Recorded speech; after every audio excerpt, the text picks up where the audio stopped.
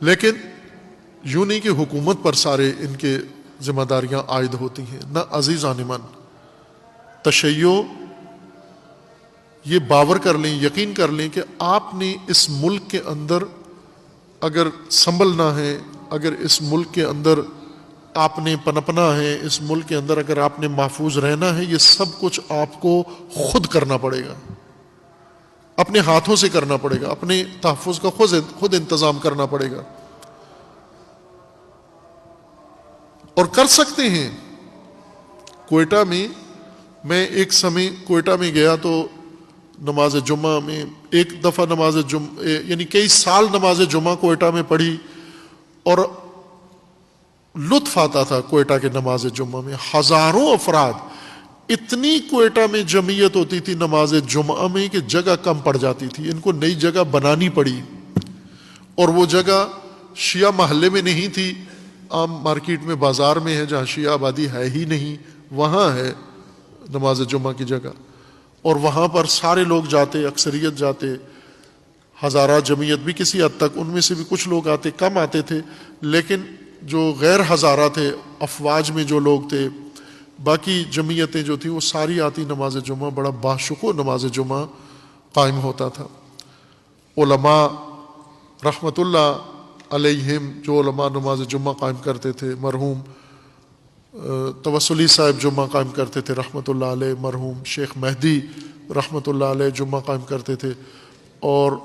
مجاہد عالم کوئٹہ کا شیخ ذاکری رحمت اللہ علیہ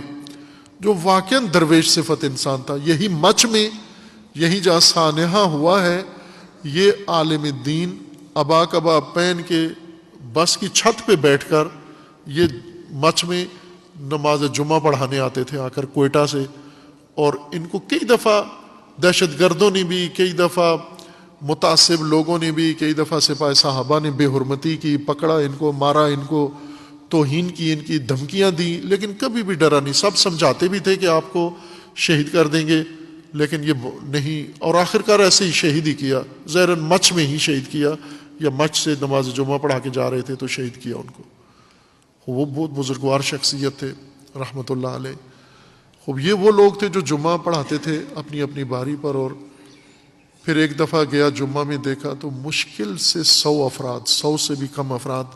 نماز جمعہ میں تھے۔ وجہ کیا تھی کہ یہی خوف و ہراس اور قتل و غارت۔ تو میں نے ان سے عرض کیا، امام جمعہ سے بھی اور لوگوں سے بھی، کہ 8 لاکھ آبادی ہے علمدار روڈ کے اوپر، اور اکثر جوان ہیں، اور وہ بھی بہت ہی تنومند جوان، ورزش والے جوان۔ یہ 8 لاکھ آبادی میں 1 لاکھ تو جوان یقیناً ہوں گے، 2 لاکھ یقیناً جوان ہوں گے۔ اگر یہ جمعے کے دن لائن بنا کر ہی کھڑے ہو جائیں اپنے محلے سے نماز جمعہ کی جگہ تک، تو ساری مخلوق کو یہ پرامن طریقے سے جمعہ پڑھا کے واپس بھی پہنچا سکتے ہیں۔ تو یہ کام تو ہم کر سکتے ہیں اگر اہمیت دیں ان چیزوں کو، اور یہی ہو سکتا ہے۔ یہ نہ سمجھے کہ یہ آخری سانحہ ہے کوئٹہ کے اندر، جب دشمن موجود ہے، کیناتوز دشمن موجود ہے، ذلیل دشمن موجود ہے، اور وہ دشمن جو تشیع کے ہاتھوں سے اور زیادہ ذلت برداشت کر چکا ہے، عراق کے اندر، لبنان کے اندر، سوریہ کے اندر، دشمن کو جو مزہ تشیع نے چکھایا ہے یہ کبھی بھی نہیں بھول سکیں گے۔ تاریخی طور پر اتنی تذلیل کسی کی نہیں ہوئی جتنی تشیع نے ان ظالموں کی اور ان دہشت گردوں کی اور ان کے سرغنوں کی اور ان حکمرانوں کی ہے جو ان کی پشت پر موجود ہیں۔ اس ذلت کے اندر، اس کینے میں جل رہے ہیں، اور سب سے زیادہ آسان ٹارگٹ انہیں پاکستان میں ملتا ہے۔ عراقی شیعہ وہ محفوظ ہے، حشد الشعبی ہے، سوریہ کا شیعہ، لبنان کا شیعہ محفوظ ہے، حزب اللہ ہے، ایران کا شیعہ محفوظ ہے چونکہ وہاں حکومت ہے،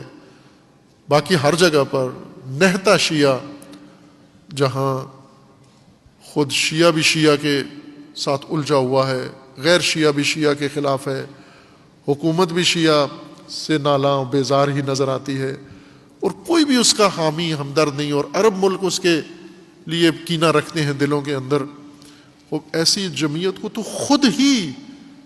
یہ سارے مسائل حل کرنے چاہیے اور کر سکتے ہیں حل. کم نہیں ہیں اب پاکستان کے اندر. ہم بھیک نہ مانگیں, نہ روٹی مانگیں کسی سے, نہ پیسہ مانگیں, نہ ملازمتیں مانگیں, نہ معاوضے مانگیں. عزت تشیع یہ ہے.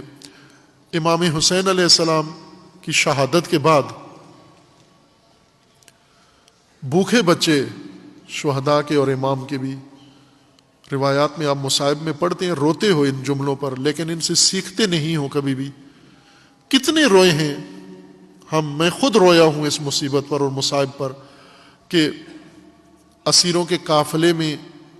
بچوں کو دیکھ کر کسی شخص کو رحم آیا اور وہ کھجوریں خرید کے لایا کہ یہ بھوکے بچے ہیں اور ان کو کھجوریں لے کے دے دیں. کسی بچے نے پکڑ لی کھجور, جب انہوں نے دی تو لے لی, اور حضرت زینب ام کلثوم گئیں اور بچے کے ہاتھ سے کھجور لے کر اس دینے والے کے منہ پہ ماری اور اسے کہا کہ تمہیں نہیں پتا ہم کون ہیں, تم نہیں جانتے ہم کون ہیں, ہم صدقہ پہ پلنے والے نہیں, ہم صدقے کھانے والے نہیں ہیں, ہم ترحم کی کھجوریں کھانے والے نہیں ہیں, ہم تو وہ ہیں جن کے طفیل تمہیں رزق ملتا ہے, تم ہم پر رحم کھاتے ہو آ کر. یہ تشیع کی عظمت ہے, وہ تشیع ہے, یہ روح تشیع ہے. اور اتنی پاکستان میں مالدار شیعہ کتنے ہیں. شیعوں کی طرز زندگی دیکھ لی کیسی ہے. کیا یہ نہیں کر سکتے اپنے شہیدوں کے لیے, اپنی حفاظت کے لیے سارا انتظام کر سکتے ہیں. عزیزان, آگاہی کی ضرورت ہے, تھوڑی توجہ کی ضرورت ہے, اور حکومتیں اپنا فریضہ انجام دیں. جب ملک کے مقابلے میں ملکی ذمہ داریاں نہیں ادا کرتے, قوم کی ذمہ داریاں ادا نہیں کرتے, ریاستی ذمہ داریاں یہ ادا نہیں کرتے, تو ایک ایسی جمعیت, مظلوم جمعیت جس کے ساتھ پہلے ہی متعصبانہ برتاؤ کیا جاتا ہے, ان کو پرواہ کون کرے گا اس ملک کے اندر. یہ نظریہ, یہ تھیوری جو باغ کے پھر ان کے اندر جاتے ہیں, آج یہ کدھر ہیں جو ان کے لیے ووٹ مانگتے تھے, کون ہیں جو ان کے لیے پرچم اٹھاتے تھے, ان کی ریلیوں میں جاتے تھے, ان کے دھرنوں میں جاتے تھے. آج یہ آنسو پوچھنے کے لیے آنے کے لیے تیار نہیں ہے.